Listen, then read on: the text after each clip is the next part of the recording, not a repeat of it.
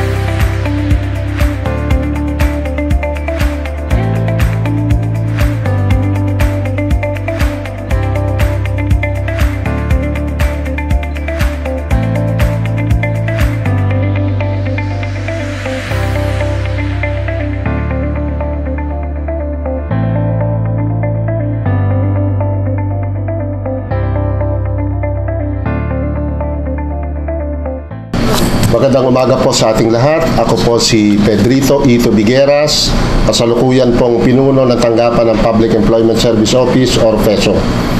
Ang amin pong tanggapan ay matatagpuan sa 4th floor ng City Governance Building, City Hall Compound, San Pablo City. Ang amin din pong tanggapan ang nakakaalam o inatasan ng DOLE upang makaalam po sa employment or doon po sa ating mga trabaho. Kami po din ay kasalukuyang kapartner ng DOLE sa pagpapatupad po ng SPES or Special Program for Employment of Students. Kasama din po sa aming tanggapan ang pagbibigay ng mga tulong sa ating mga kababayan sa pamamagitan po ng TUPAD or tulong pangkabuhayan sa ating mga disadvantaged na mga kababayan. Tinutulungan din po natin ang ating pong mga kababayan o ang ating mga OFW or migrant workers, lalong-lalo na po yung ating mga repatriated na mga kababayan. Kung saan po sila po yung mga hindi nakakatapos ng kontrata sa iba't iba pong kadahilanan. Sa pamamagitan po ng tanggapan ng PESO, ay ikinokonect po namin sila sa tanggapan po ng OWA at saka po ng ating tanggapan po sa probinsya upang sila po ay mabigyan ng tulong pinansyal or tulong pangkabuhayan. Kasama din po sa aming mga atas ng aming tungkulin ang pagbibigay tulong sa ating po mga child labor. Sa pamamagitan din po ng DOLE ay tinutulungan po natin na kung hindi man po maging zero or totally maalis po lahat ng mga child labor dito sa ating lungsod, partikular po sa lalawigan ng Laguna. Kasama din po sa aming mga tungkulin ang pakikipag-ugnayan sa TESDA sa pagbibigay po ng mga seminars sa ating mga kababayan.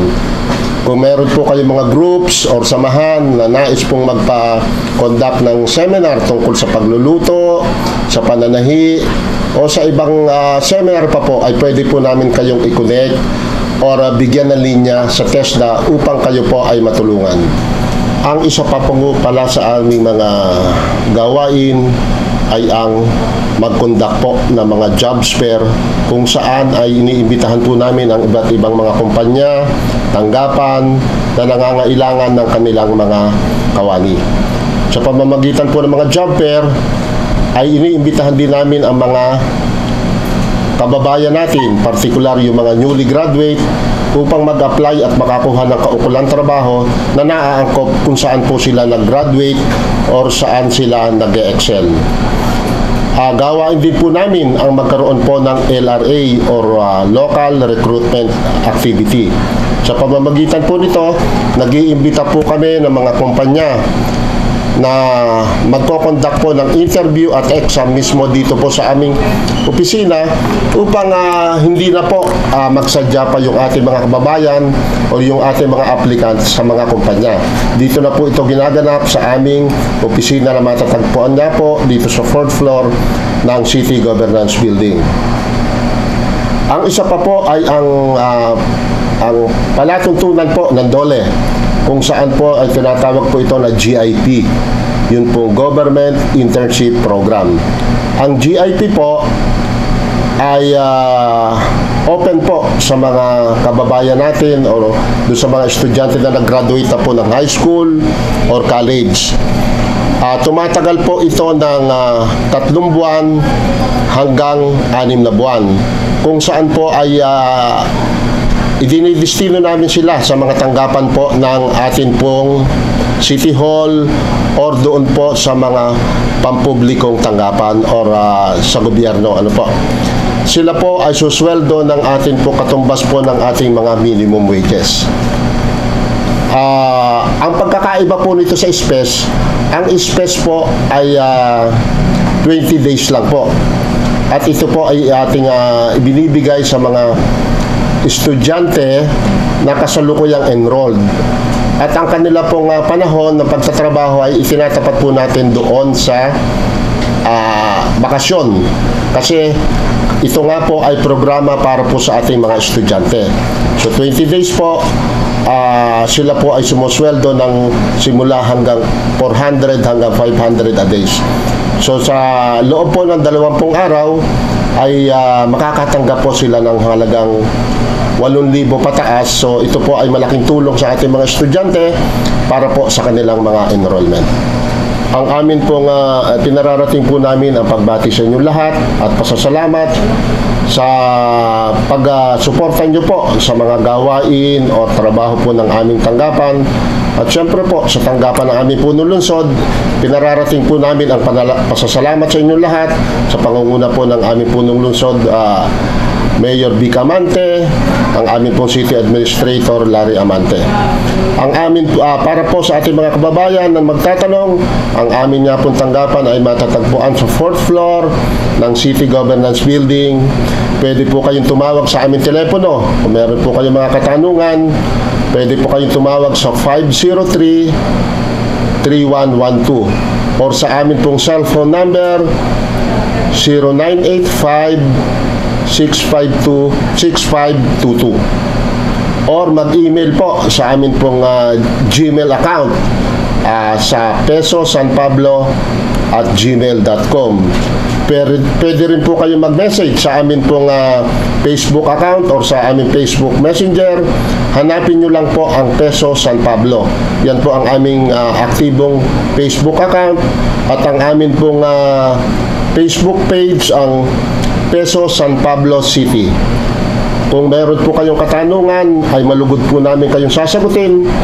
At kung meron po kayong mga kailangan, partikular po sa DOLE, sa OWA, sa TESDA, sa NLRC, at sa DMW. Sila po ang aming mga attached agency or sila po yung aming kaagapay sa pagbibigay po ng tulong sa inyong lahat. Para po sa ating mga kababayan, malugod po namin kayong iniimbitahan or inaanyayahan sa amin pong darating na LRA or Local Recruitment Activity sa pakikipag-ugnayan po sa Canon Philippines, kung saan po sila ay mangangailangan po ng mga production workers. Pwede po kayong magsadya dito po sa Peso Office sa 4th floor sa darating po na June 27 simula 8 a.m. hanggang 12 noon. One day processing po ito. Pagka-exam nyo po, diretso na po kayong interview kung saan malalaman po kung kayo'y tanggap or hindi doon po sa inyong ina-applyan ng trabaho. So yun lamang po at pagpalain po tayo ng poong may kapal. At sa palaging tagubilin ni Mayor Vicente B. Amante, serbisyong may ngiti, San Pableño ang wagi.